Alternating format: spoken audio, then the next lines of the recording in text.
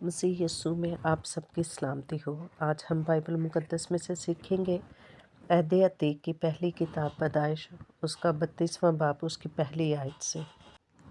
और यकूब ने भी अपनी राह ली और खुदा के फरिश्ते उससे मिले, और यकूब ने उनको देखकर कहा कि ये खुदा का लश्कर है, और उस जगह का नाम मखनीम रखा। और यकूब ने अपने आगे आगे कास्तों को उदम के मुल्क को, जो शीर की सरजमीन में है, अपने भाई ईसू के पास भेजा और उनको हुक्म दिया कि तुम मेरे खुदावंद ईसू से ये कहना कि आपका बंदा यकूब कहता है कि मैं लाबन के यहाँ मुकीम था और अब तक वहीं रहा, और मेरे पास गाय बैल और गधे और भेड़ बकरियां और नौकर चाकर और लौंडियां हैं। और मैं अपने खुदावंद के पास इसलिए खबर भेजता हूँ कि मुझ पर आपके करम की नज़र हो। पास कासिद यकूब के पास लौट कर आए और कहने लगे कि हम तेरे भाई ईसू के पास गए थे।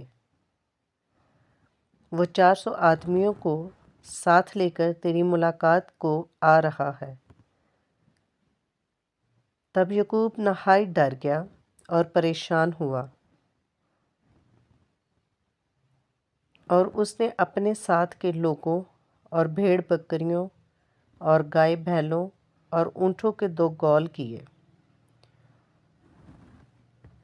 और सोचा कि अगर यीशु एक गौल पर आ पड़े और उसे मारे तो दूसरा गौल बचकर भाग जाएगा। और यकूब ने कहा, ऐ मेरे बाप अब्राहम के खुदा और मेरे बाप इसहाक के खुदा, ऐ खुदावंद जिसने मुझे ये फरमाया कि तू अपने मुल्क को अपने रिश्तेदारों के पास लौट जा, और मैं तेरे साथ भलाई करूँगा।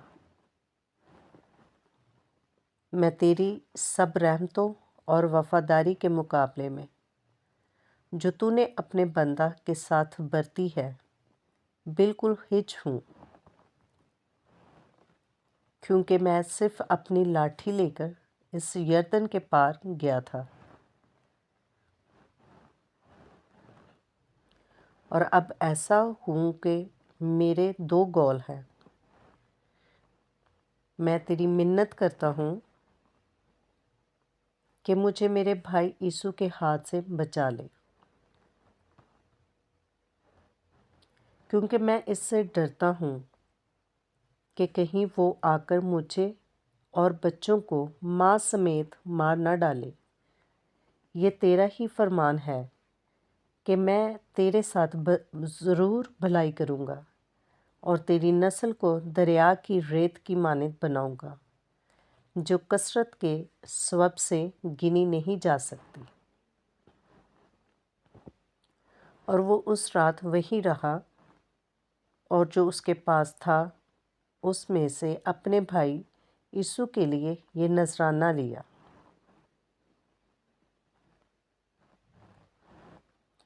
200 बकरियां और 20 बकरे, 200 भेड़ें और 20 मेंढे और 30 दूध देने वाली ऊँटियाँ बच्चों समेत, और 40 गायें और 10 बैल और 20 गधियाँ और 10 गधे, और उनको जुदा जुदा गौल करके नौकरों को सौंपा।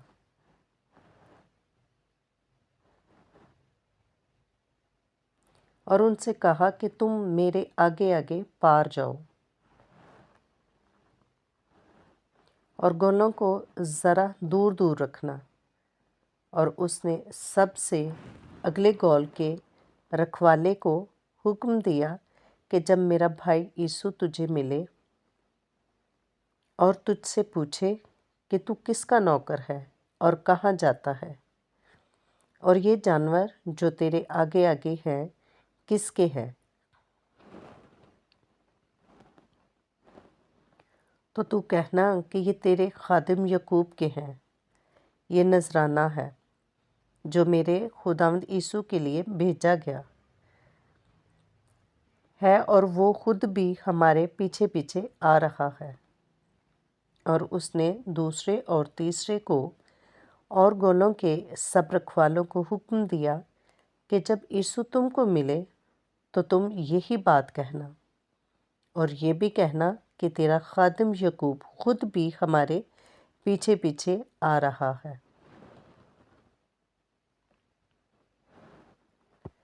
اس نے یہ سوچا کہ میں اس نذرانے سے جو مجھ سے پہلے وہاں جائے گا اسے راضی کر لوں، تب اس کا منہ دیکھوں گا، شاید یوں وہ مجھے قبول کرے۔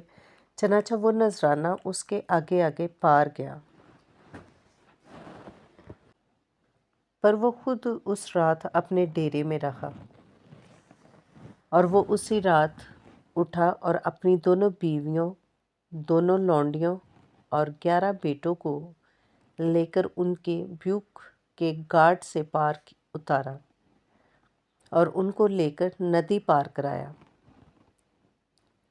اور اپنا سب کچھ پار بھیج دیا، اور یعقوب اکیلا رہ گیا۔ اور پو پھوٹنے کے وقت تک ایک شخص وہاں اس سے کشتی لڑتا رہا۔ جب اس نے دیکھا کہ وہ اس پر غالب نہیں ہوتا تو اس کی ران کو اندر کی طرف سے چھوا، اور یعقوب کی ران کی نس اس کے ساتھ کشتی کرنے میں چڑھ گئی۔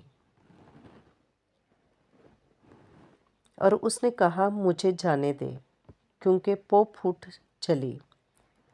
یعقوب نے کہا کہ جب تک تو مجھے برکت نہ دے میں تجھے جانے نہیں دوں گا۔ تب اس نے اس سے پوچھا کہ تیرا کیا نام ہے؟ اس نے جواب دیا یعقوب۔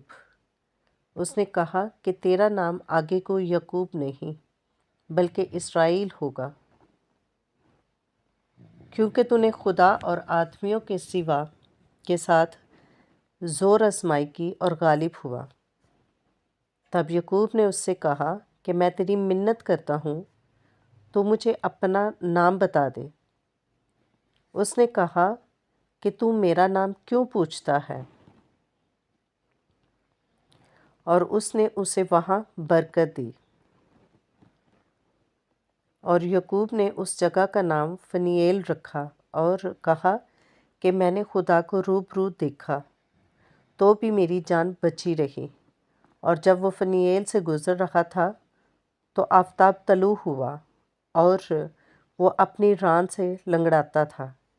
اسی سبب سے بنی اسرائیل اس نس کو جو ران میں اندر کی طرف ہے آج تک نہیں کھاتے، کیونکہ اس شخص نے یعقوب کی ران کی نس جو اندر کی طرف سے چڑھ گئی تھی چھو دیا تھا۔ خداوند کے زندہ پاک کلام کا پڑھا اور سنا جانا ہم سب کے لیے باعث سے برکت ہو۔ خداوند کا شکر ہو، آمین۔ اگر ویڈیو اچھی لگے تو لائک کریں، چینل کو سبسکرائب کریں تاکہ ہر آنے والی ویڈیو آپ تک پہنچ سکے۔ Stay tuned with us. God bless you.